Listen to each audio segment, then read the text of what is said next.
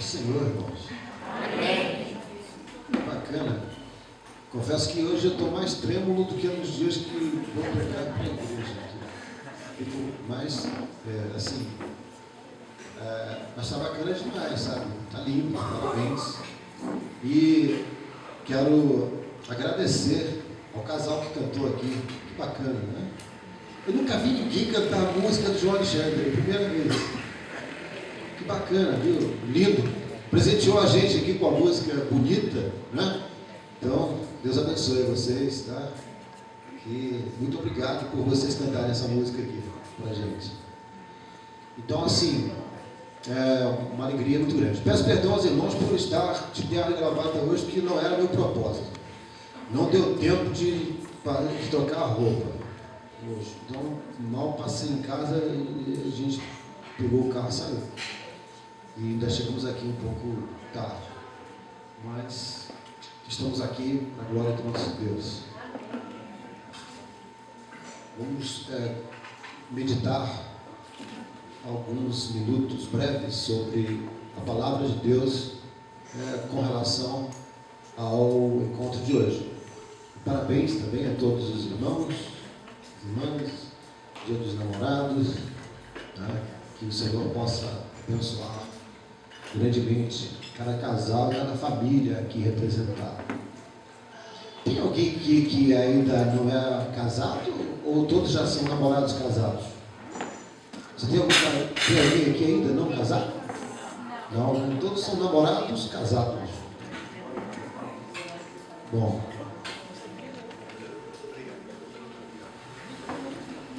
Bom, então, irmãos,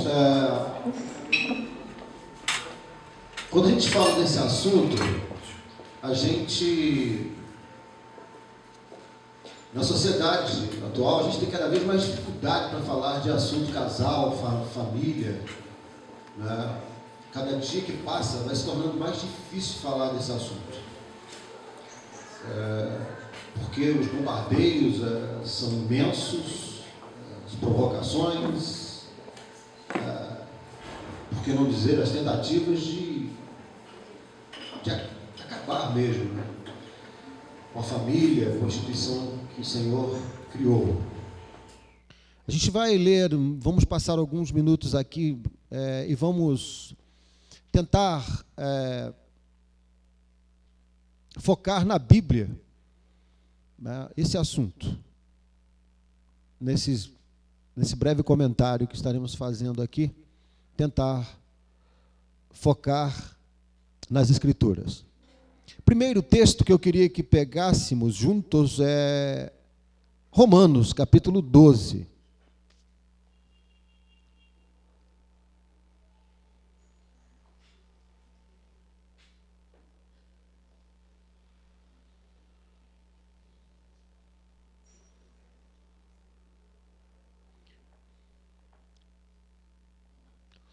Romanos capítulo 12, versículo 1 e 2.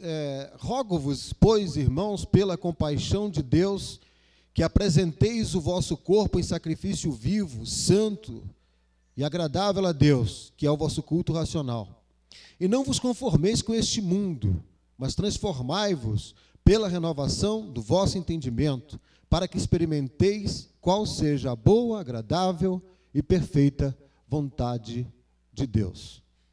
Então, assim, a gente, como eu disse no início, a gente tem cada vez mais dificuldade de falar de família.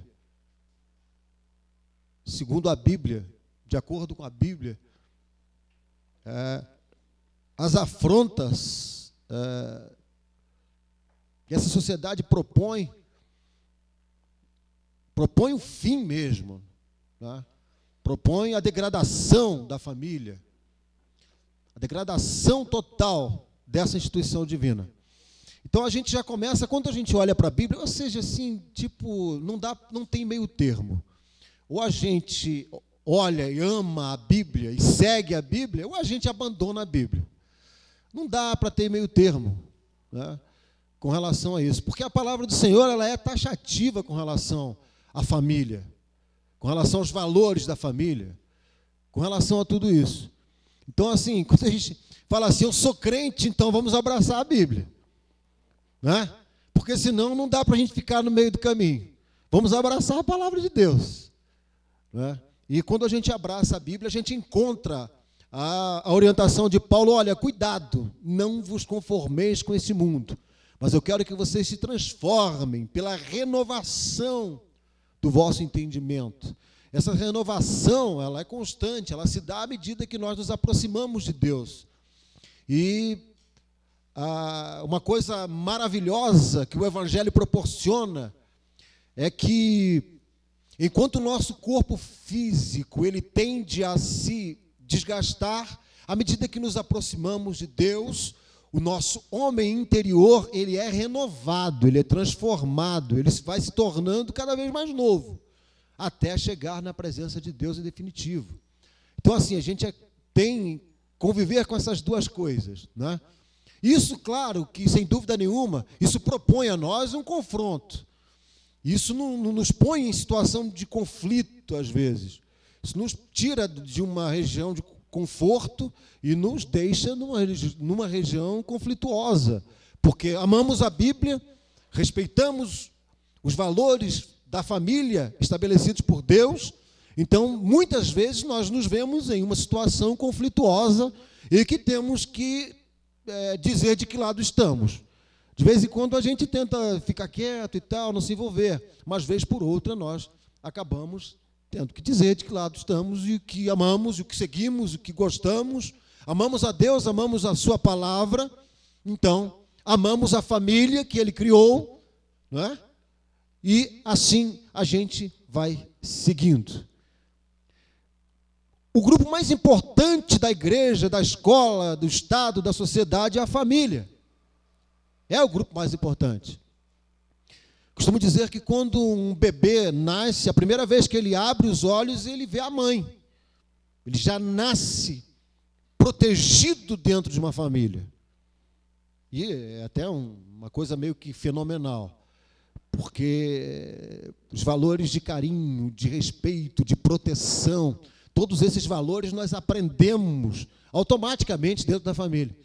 Eu não entendo muito quando as pessoas crescem, se tornam adultos, um começa a preparar uma arma, uma bomba caseira e atira sobre o outro. Se, na verdade, ele não aprendeu isso. Dentro da sua casa, dentro da sua família, o que ele recebeu, o que ele aprendeu foi carinho, proteção, preservação. Não é? Isso é meio que fenomenal. Isso dá até uma tese de faculdade. Mas é uma realidade, né? É um contraste muito grande que acontece. Mas quando a gente volta os nossos olhos para o seio da família, a gente encontra preservação, proteção, não é? Cumplicidade, carinho. Fala tudo para o menino, por exemplo, mas não fala mal da mãe dele. Se falar mal da mãe dele, ele vira, né, um monstro. Minha mãe não, por favor, pode falar qualquer coisa, mas não minha mãe. Ou seja, e vice-versa. Do meu irmão, não. Se brigar com meu irmão, vai ter que brigar comigo. Ou seja, a gente cresce aprendendo esses valores de proteção mútua, de preservação. E depois a gente encontra um ser humano investindo contra a vida do outro. São coisas que a gente não consegue entender. Mas Deus estabeleceu a família e a criou para preservar e estabelecer valores de carinho, de respeito, proteção. Essa é a vontade de Deus, né? Porque onde há harmonia, ali Deus está presente. Então, a gente logo tem um momento de confrontação, porque o que o próprio apóstolo Paulo fala para a gente: não vos conformeis com este mundo, mas transformai-vos pela renovação do vosso entendimento. Então, que a gente, o cerne dessa breve meditação que eu quero expor aqui, envolve o seguinte: se eu pudesse dar um tema, eu diria que não há felicidade familiar, conjugal, se não houver a presença de Deus, se não houver vida com Deus. E a gente vai chegar nesse ponto aqui rapidamente.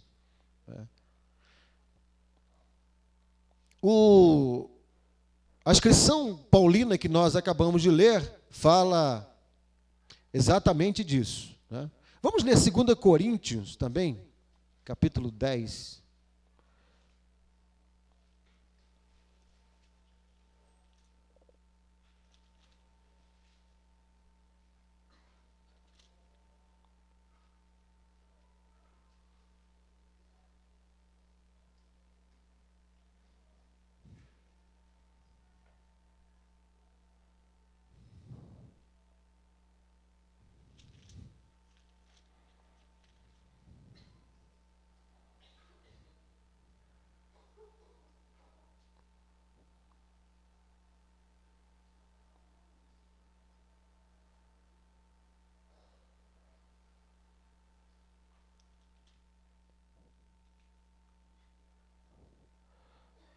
Melhor, vamos saltar para ganhar tempo na carta do apóstolo Paulo aos Efésios, no capítulo 5.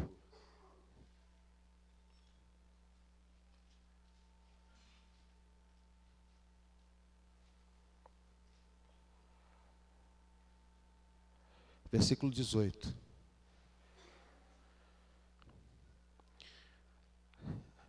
E não vos embriagueis com vinho em que há contenda, mas enchei-vos do Espírito, falando entre vós com salmos e hinos e cânticos espirituais, cantando e salmodiando ao Senhor no vosso coração, dando sempre graças por tudo ao nosso Deus e Pai, em nome do Senhor Jesus Cristo, sujeitando-vos uns aos outros no temor de Deus. Vós, mulheres, sujeitai-vos a vosso marido, como ao Senhor, porque o marido é cabeça da mulher, como também Cristo é cabeça da igreja, sendo Ele próprio o Salvador do corpo, de sorte que assim como a igreja está sujeita a Cristo, assim também as mulheres sejam em tudo sujeitas ao seu marido. Vós, maridos, amai vossa mulher, como também Cristo amou a igreja, e a si mesmo se entregou por ela, para santificar, purificando-a com a lavagem da água pela palavra, para apresentar a si mesmo a igreja gloriosa, sem mácula, sem ruga, nem coisa semelhante, mas santa e irrepreensível. Assim devem os maridos amar sua própria mulher, como seu próprio corpo. Quem ama sua mulher, ama-se a si mesmo, porque nunca ninguém aborrece a sua própria carne. Antes a alimenta, sustenta, como também o Senhor a igreja.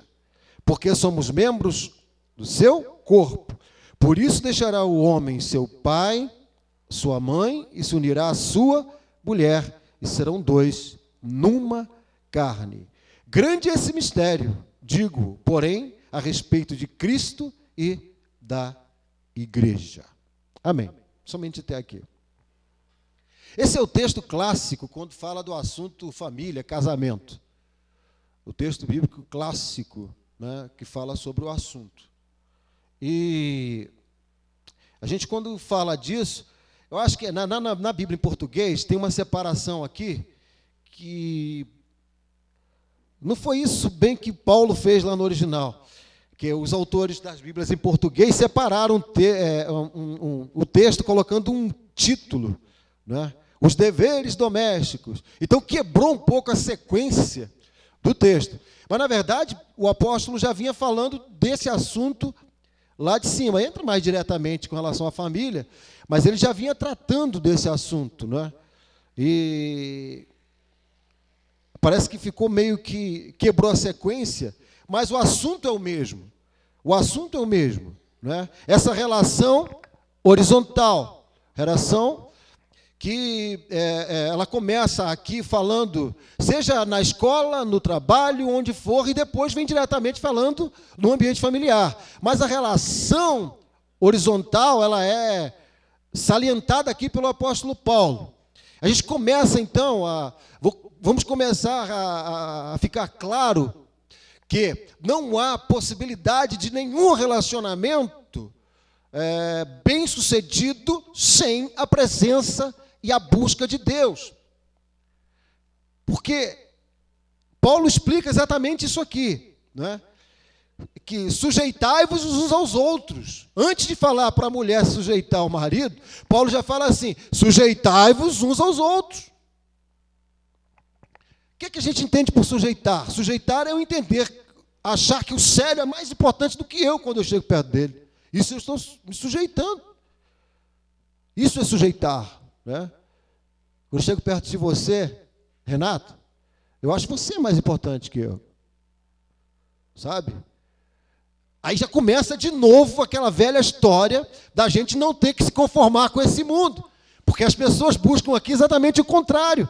As pessoas nascem lutando um para derrubar o outro, para ser mais que o outro, para ser mais importante que os outros. E a Bíblia nos ensina a considerar o outro mais importante do que a gente. Não é? Aí quando a gente vira crente, a gente começa olhar para as Escrituras e começa a confrontar com as situações naturais. Né? Então, assim, quando cai no ambiente familiar, é a mesma coisa. Sujeitar, que história é essa de sujeitar? Não vem com essa, não. Né? Mas não é essa questão de subserviência. É questão de, né, saber se colocar. Cada um tem o seu papel. Há inúmeros equívocos no meio evangélico com relação à família, casamento. E a gente está cansado de ver isso por aí. Alguns pensam assim, que estabelece assim, um monte de ideias para que, tipo assim, como se houvesse uma fórmula para o casamento dar certo. E, infelizmente, cá entre nós, nos arraiais evangélicos, nascem muito desses pensamentos. Né? Eu trouxe aqui uma publicação que traz alguns desses pensamentos para a gente pensar um pouco. Isso foi publicado num artigo da Today's Christian Woman, e a autora é Barbara Teaser. E ela citou aqui alguns e eu trouxe algum para a gente meditar. Um primeiro equívoco, ela diz assim: a felicidade é pensar que a felicidade do casamento depende unicamente da escolha do cônjuge com quem eu vou casar. Ou seja, a gente acaba pensando assim: se eu escolher bem com quem eu vou casar, vai dar certo. Né? Mas, na verdade, não é totalmente assim.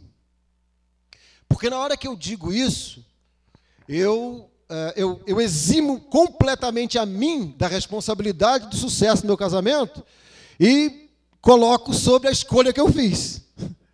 Né? Se eu escolhi certo, vai dar certo. Tá, e aí? E o meu papel? Né? Então acaba sendo também um equívoco. Mas a gente vê muito disso aí. É claro que é importante. Tá? A Bíblia fala: case-se com quem quiser, contanto que seja no Senhor. Agora, cá entre nós, todo servo de Deus, ele aprende que, se ele vai comprar um carro, ele vai orar a Deus primeiro para saber se Deus aprova a compra do carro dele.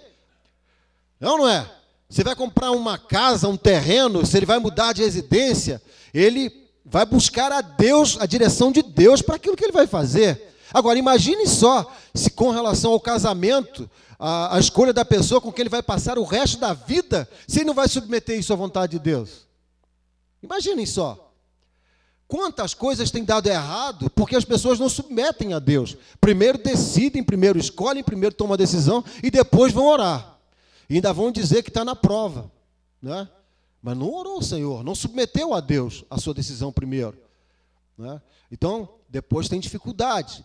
Agora, a escolha do cônjuge não assegura completamente que vai ser 2 mais 2 são 4. Porque a Bíblia é muito clara com relação a isso. Há um papel do marido, há um papel da mulher, há um papel dos filhos numa família. Se tudo for bem ajustado, de acordo com a Bíblia, tem tudo para dar certo. Se a Bíblia for esquecida dentro da família, também é um forte candidato a não dar certo. A palavra de Deus nunca pode ser esquecida dentro da família, né? Assim como na nossa vida como um todo. Esse é o primeiro equívoco. O segundo, que eu acho esse até engraçado, que eu já, quando ouço sobre isso, acho graça. E mais uma vez me deparei com isso. A compatibilidade de gêneros é essencial, e todo casamento tem isso ou não. Compatibilidade de gênios. Cá entre nós, quantas vezes a gente escuta a gente que divorciou e fala assim, que nossos gênios eram completamente incompatíveis, não é? Rapaz, mas tem um gênio muito assim, mas o cônjuge tem um gênio muito assado. Cá entre nós, irmão. Se fosse para depender de compatibilidade de gênio, não tinha pouca gente casada. Né? Tinha pouca gente casada. E nós somos uma soma da herança genética dos nossos pais, mais o meio em que somos criados. Então formou a gente, formou um indivíduo. Agora, imagina o meu caso. Eu não sabia quem era minha esposa. Eu nem imaginava. Um dia encontrei minha esposa, casei com ela.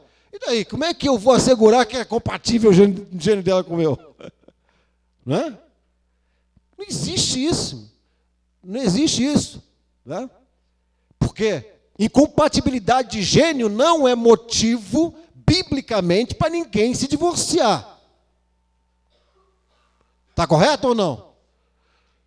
Se o gênio é incompatível, a Bíblia não assegura a ninguém, sob a rubrica de incompatibilidade de gênios, né, se divorciar, se separar. Então, assim, o que ambos os cônjuges devem fazer é buscar, lutar para que se ajustem, sejam incompatíveis os gênios ou não. A luta, a partir do momento que alguém se casa, passa a ser uma luta constante, é assumir um compromisso. Não é? Assumimos ou não? Publicamente, diante de Deus, diante dos homens, das testemunhas, diante do ministro de Deus, foi assumido um compromisso. Então a gente começa a ver que, se a gente começar a entrar por esse caminho, a gente começa a ver o porquê das separações constantes que nós estamos vivenciando, inclusive no nosso meio evangélico. Né? Primeiro, honrar o compromisso que foi assumido. Compromisso de quê? De fidelidade. Primeiro, de fidelidade. Né? Promete estar com ele ou com ela na doença, na alegria, na dor, na saúde. Sim! Né? Sai um sim sonoro lá no dia da festa, não sai? Alguns falam sim tímido, aí o pastor pergunta de novo. Sim ou não? Sim! Ou seja, há um compromisso, não é? Há um compromisso público diante de Deus e dos homens. Então, assim, se esse compromisso for honrado, dificilmente um casamento vai chegar ao fim. Né? Então, a gente começa a ver que a coisa cai na esfera humana, né? E que Deus está pronto para ajudar quem está desejoso de prosseguir com a sua família. Deus está pronto para ajudar. Por quê? Né? Deus não aprova isso, essa solução que estão dando atualmente. O Senhor quer separar. É muito mais fácil separar. Né? Não é Deus, o Senhor não está presente nisso. E o outro que o casamento vai mal. Aparecerão alguns sinais de aviso se o casamento vai mal. Isso é complicado também. Porque muitas vezes, quando não há atenção ao casamento, ao relacionamento, e o silêncio fica ali reinando, a coisa vai mal, o silêncio vai pairando, vai dominando, e de repente um dos dois é surpreendido quando o outro chega e fala assim, quero me divorciar de você. Não tem essa história de sinal aparente. Isso é ilusório, isso é complicado. É bem melhor não esperar sinal disso. É bem melhor ter cuidado, ter atenção, não é?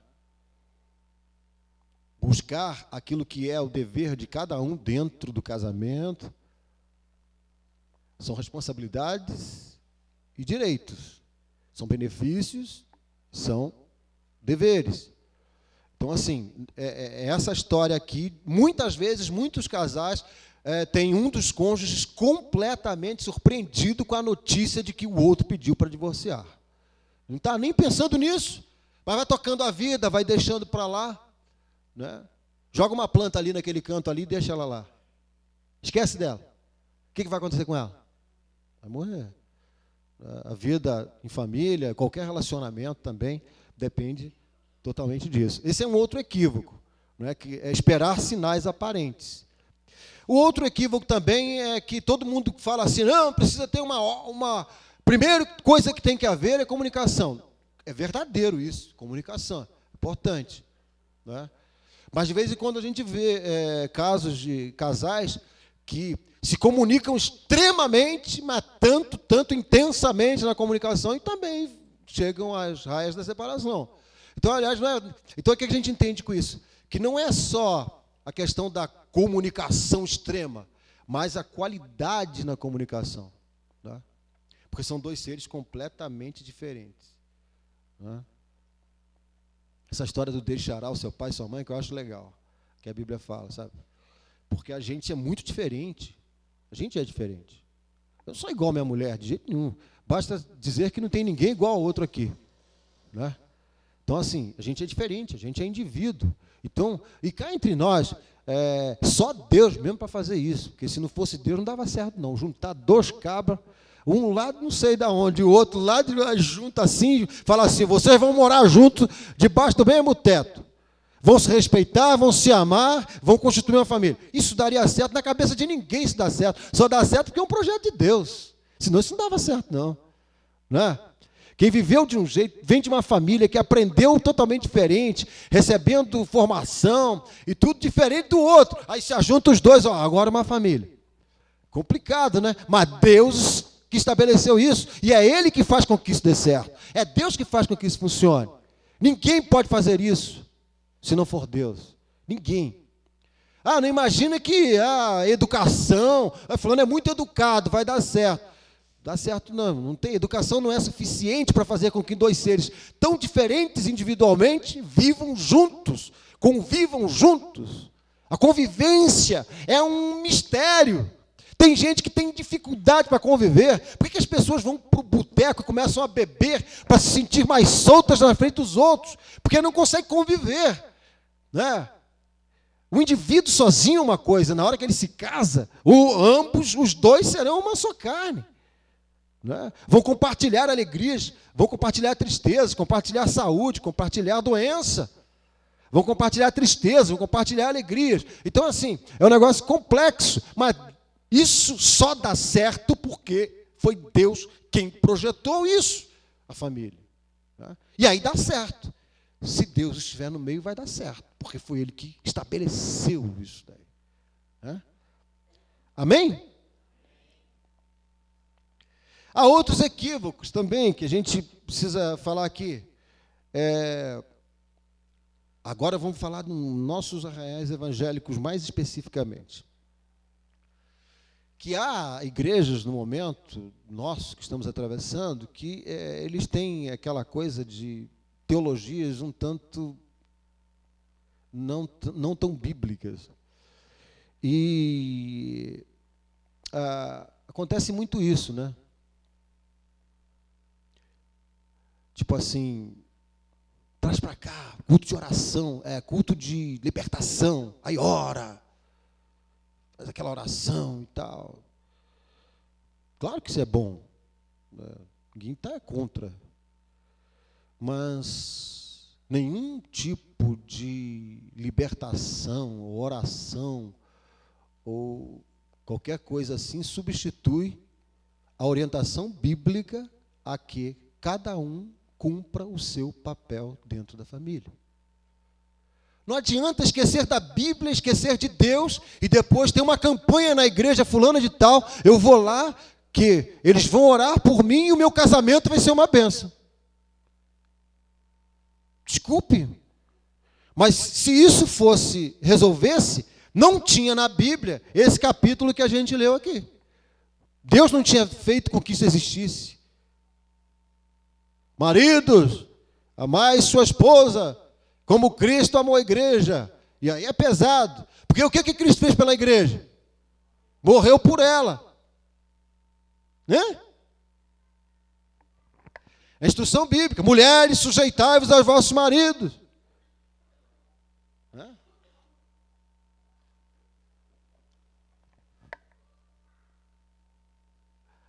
A gente tem que escolher. Ou a gente sai com a Bíblia, ou a gente esquece a Bíblia. Amém? Agora, a gente ficar querendo fórmula mágica para resolver os problemas e que nós não tratamos o que cai no nosso terreno para tratar, isso é uma ilusão. Isso é uma ilusão. É uma ilusão. Não adianta se iludir. Não existe esse romantismo de dobra o joelho aqui, irmão, vou fazer uma oração, e você vai sair dali com os seus problemas familiares resolvidos. Não. Vamos olhar para a Bíblia. O que a Bíblia diz que eu tenho que fazer como marido? O que a Bíblia diz que eu tenho que fazer como esposa? O que a Bíblia diz que eu tenho que fazer com relação ao tratamento dos meus filhos? Se eu quero que meus filhos cresçam tementes a Deus, o que eu tenho que fazer para isso? É muito mais fácil chegar na corrente de oração lá e dobrar o joelho e querer que orem por mim e tudo esteja resolvido. Certo? Mas, se fosse dessa forma, Deus, esse capítulo inteirinho está fora. Então, assim, são equívocos que vão se criando na cabeça da gente, vão se criando, vão se estabelecendo, mas que muitas das vezes não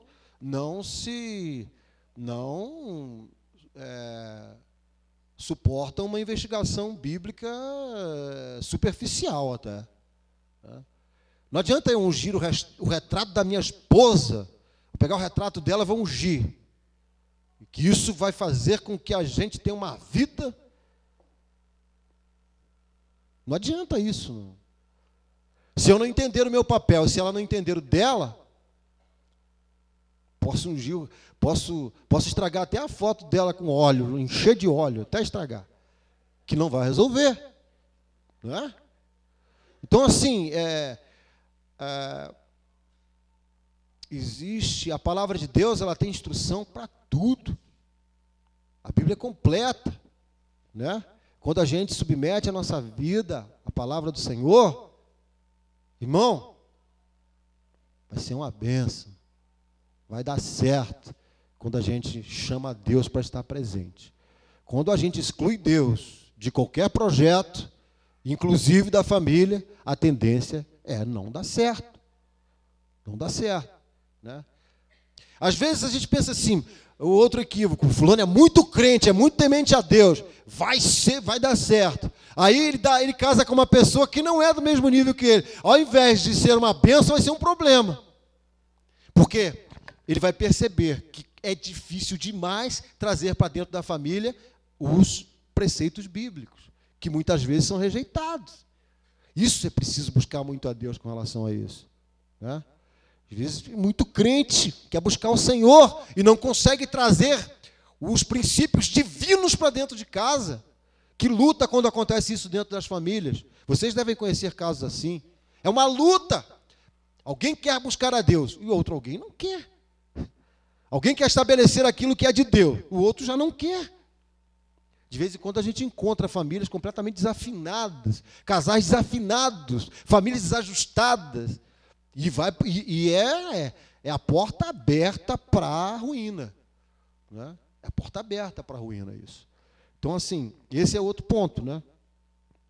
Que precisa ter muito cuidado. Porque as pessoas hoje, que não têm a Deus, elas já entram no casamento com a hipótese do divórcio na manga.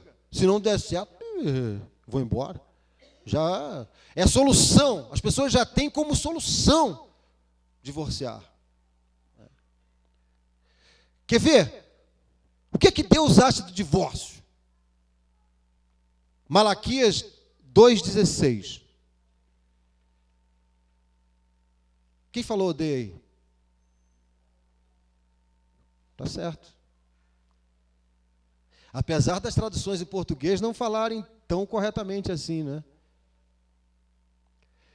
Quem quer ler a primeira parte?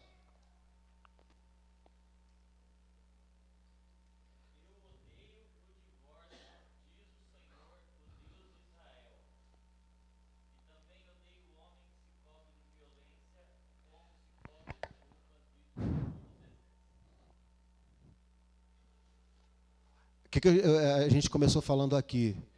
Que para que um projeto dê certo, para que uma família, principalmente, dê certo, precisa ter a presença de Deus. Porque aí já vem... Por que é que detona tudo? O que detona tudo é a ausência de Deus, irmão. Detona qualquer coisa.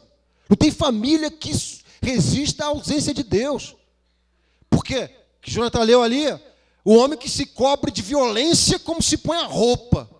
Violência é a ausência de Deus.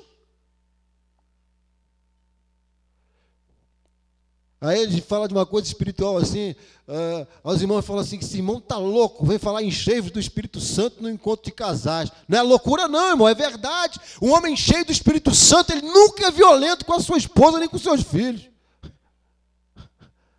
Não é loucura isso não. É o conselho paulino para as relações horizontais, ser cheio do Espírito Santo. Quando você é cheio do Espírito Santo, você é uma bênção para quem está perto de você, e muito mais ainda para sua esposa e para seus filhos. Ou não? Eu odeio o divórcio e do homem que se veste de violência como sendo a sua própria roupa. Aí eu olho para o conselho paulino, enchei-vos do Espírito Santo. Está claro ou não? É importante buscar a Deus ou não é? Com isso eu entendo que 2 mais 2 são 4, da mesma forma que eu entendo que se eu quero que o meu relacionamento familiar dê certo, é preciso ser cheio do Espírito Santo. Na hora que eu sou cheio do Espírito Santo, eu começo a mostrar resultados disso. Os resultados a gente vai ver daqui a pouco. Mas aí alguns irmãos lá falam, vêm citar lá o Antigo Testamento. Lê aí Marcos 10, 5. Por favor. Marcos capítulo 10, versículo 5. Eu até trouxe a minha King James, porque ela é bem fiel lá. Essa daqui é recomendada para ler nas igrejas na Inglaterra, que é aquela bem... Eu gostei, eu gosto de ler, quando eu olho esses textos assim, eu espalho as Bíblias todas. E aí eu fico comparando. Por exemplo, na King James não tem essas separações dos títulos. Então você consegue ver o assunto mais como um todo. Mas é Marcos 10, 5, né? Quem está aí? Pronto. Tá.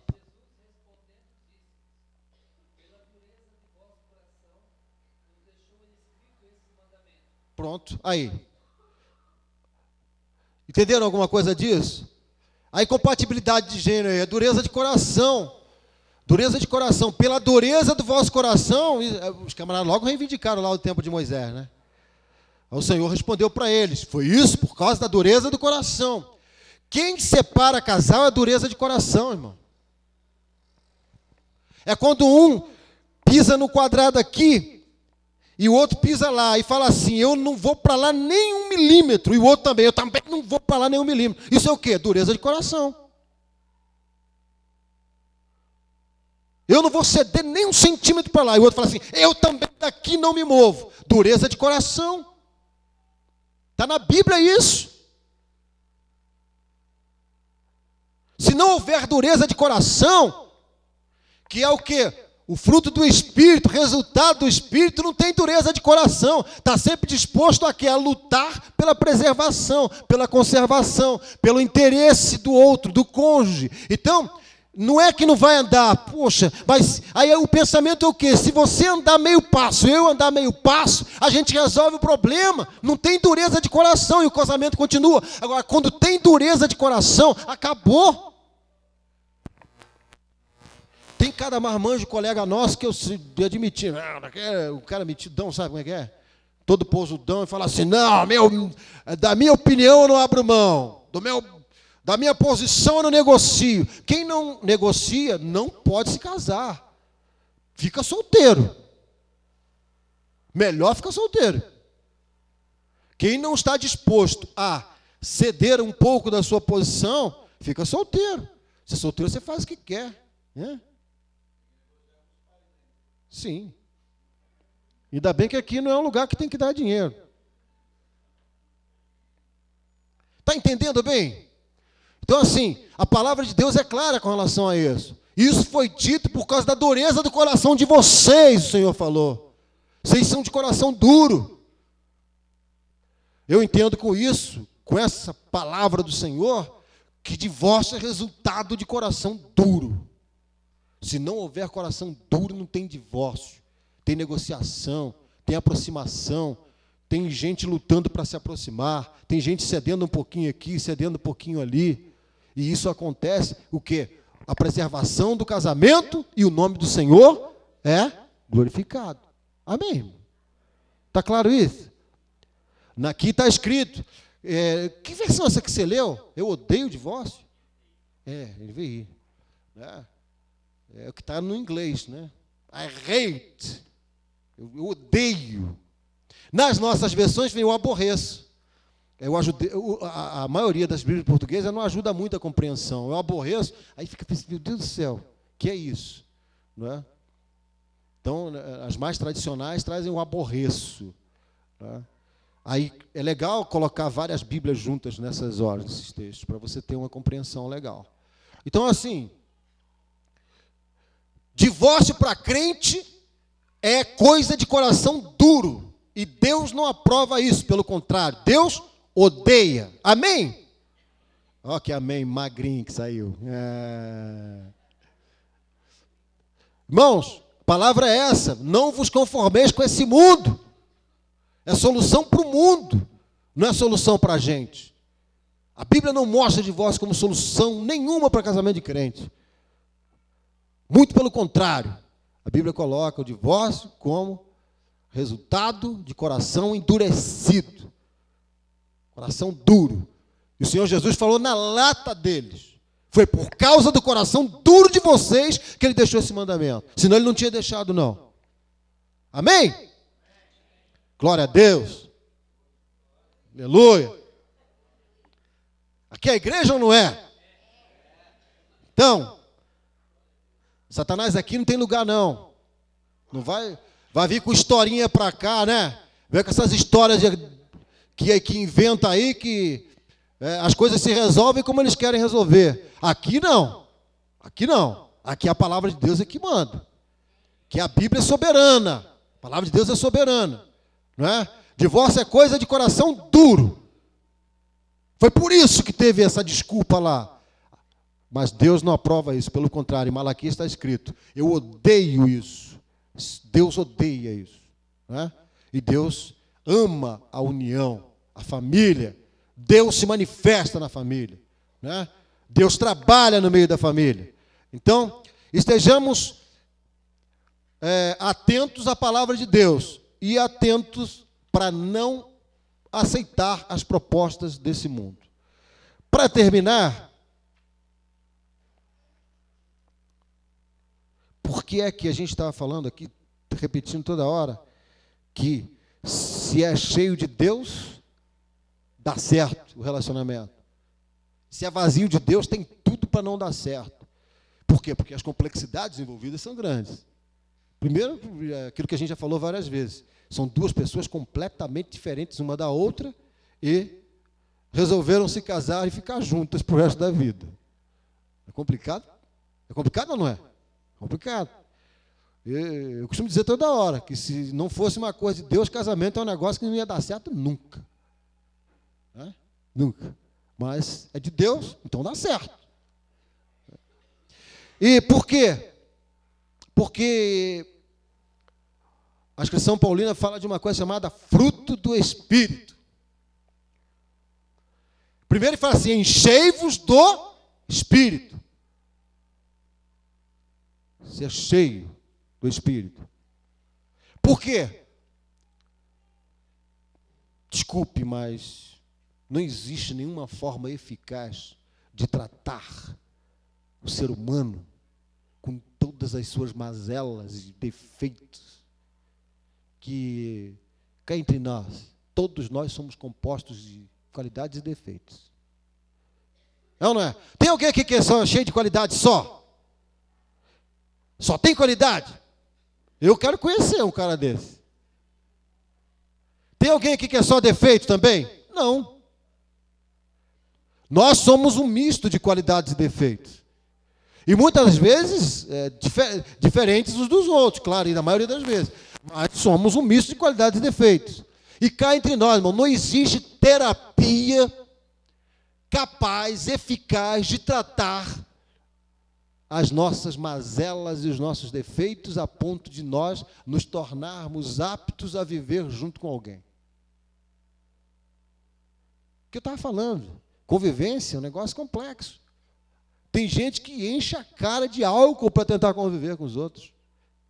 Para se soltar, para ficar mais espontâneo. Porque não consegue conviver. Ele acha que essa é a solução. Mas a Bíblia fala de um negócio: enchei-vos do Espírito. Buscar a Deus.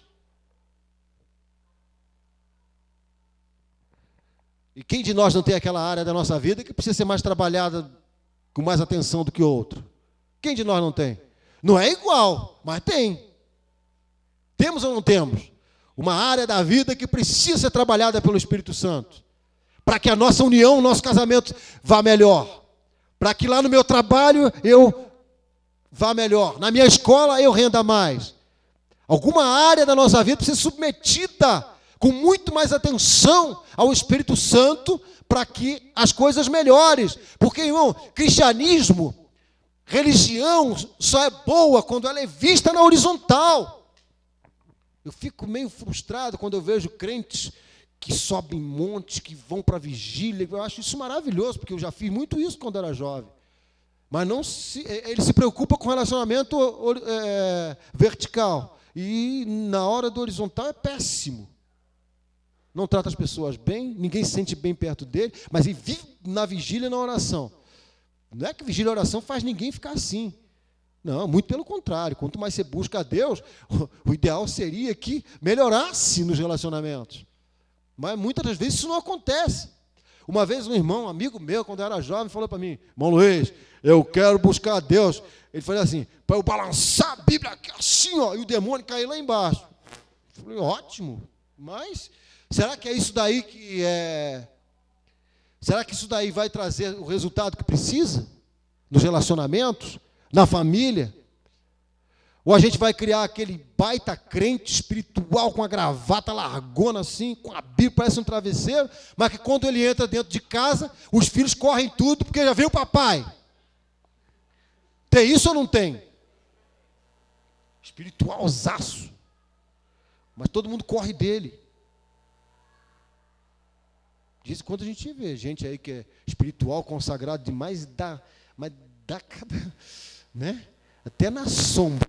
Vou nem falar o nome do verbo. É ou não é? Então, sim, a palavra de Deus é linda ou não é? Ela ensina tudo. Ensina tudo. Né? Ensina tudo. Tudo. Tudo. Não falta nada. Então, assim, encher do Espírito Santo, isso produz uma coisa chamada resultado. Resultado.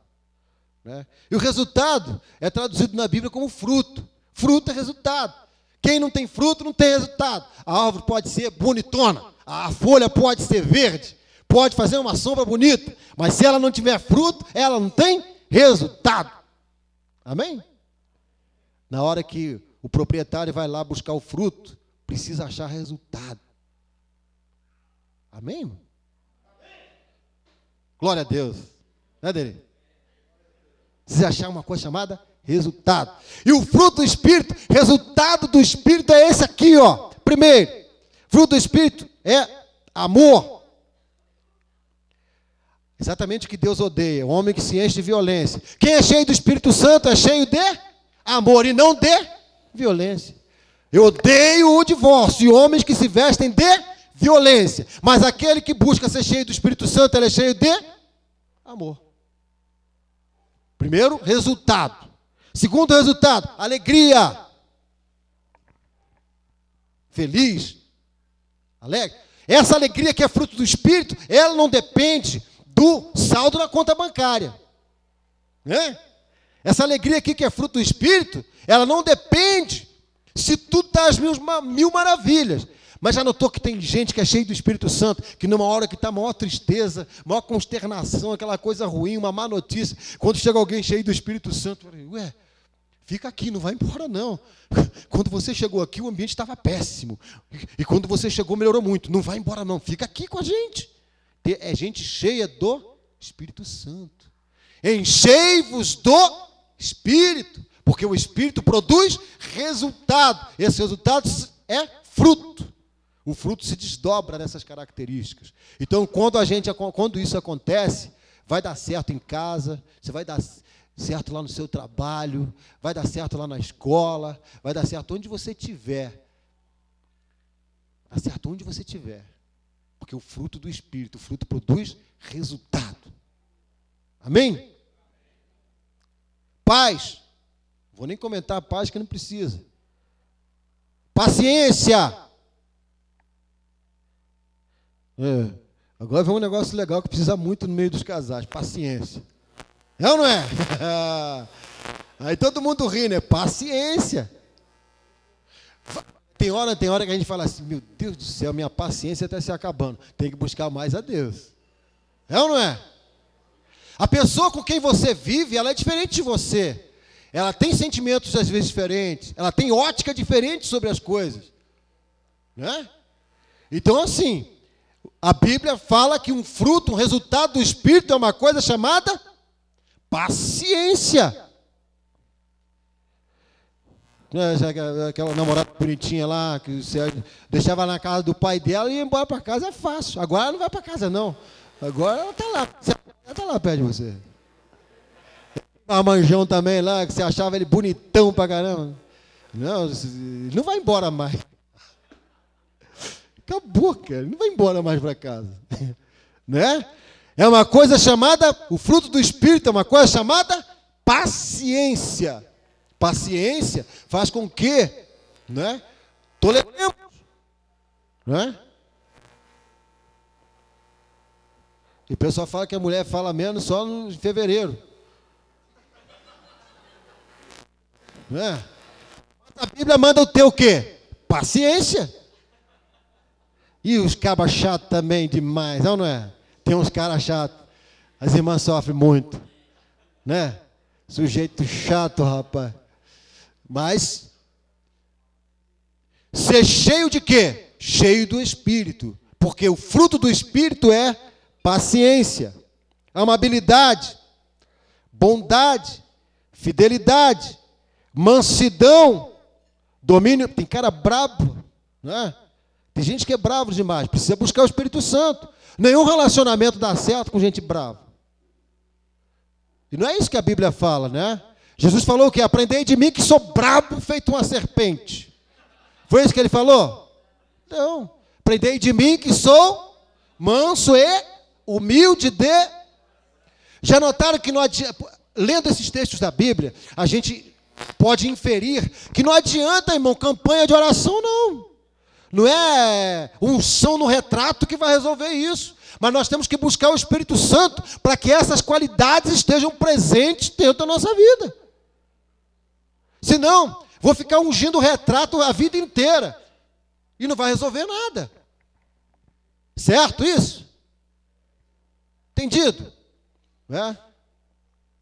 Paciência, amabilidade, né? Tem longanimidade. Ser longânimo é de longo ânimo. É não desanimar. É perseverar. É ter paciência. É ser tolerante. Ou a gente chama isso, que é o que a Bíblia diz, para dentro da nossa vida e do nosso casamento, da nossa união e dos nossos relacionamentos, ou a gente não vai adiante. Né? A gente não vai adiante. Então, assim, é assustador o número de divórcios, o crescimento do número de divórcios nos arraiais cristãos? É. Mas quando a gente olha para a Bíblia, a gente entende que o porquê que isso está acontecendo. Está claro o porquê ou não? Está claríssimo o porquê que isso está acontecendo. Está faltando a palavra de Deus. Está faltando buscar a Deus. Está faltando submeter a Deus as decisões. Está faltando ser cheio do Espírito Santo e não ser cheio de violência. E não ser cheio de opinião própria, de arrogância. Né? Ou seja, não tem muito segredo. O que eu estou falando aqui, não estou inventando nada. Não estou trazendo nada inventado aqui. Estou só lendo o texto bíblico, junto com vocês. Então, assim, as coisas estão acontecendo, estão.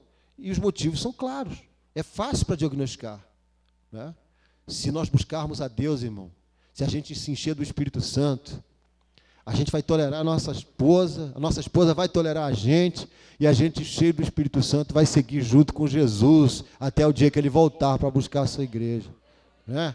Ninguém vai separar um servo de Deus e uma serva do Senhor, que andam na presença de Deus, que buscam a Deus e que trazem a Bíblia para dentro da sua união. Tá? Amém? Que Deus abençoe vocês, em nome de Jesus.